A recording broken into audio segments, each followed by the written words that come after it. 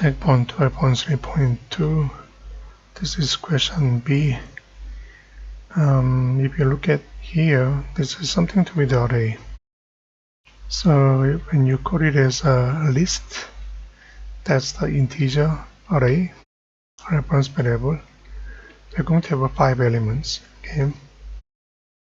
When you're looking at the next one, you know index start from 0. So first index is 0 and 1, 2, 3, 4, and that gives us 5 elements. So there is no such thing called index 5, but we're trying to print it. So what will happen? What will happen is exception will happen. The name of the exception we call it as array index out of bounds exceptions. Basically saying array is this range. We are trying to access something outside the bounds. So let me just try to answer these questions. So answer is here, array index out of bounds exception.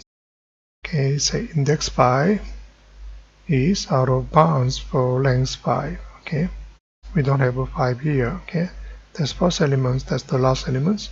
They give us 5 elements in list array reference variable.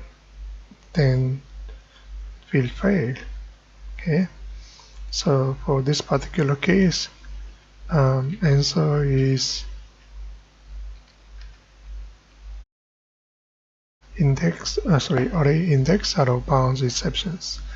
So if you want to run this program without any problem, so you can say try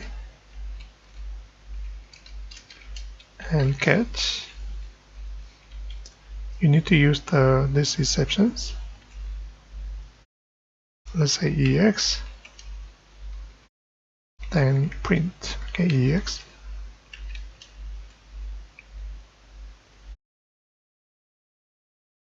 And message in string value.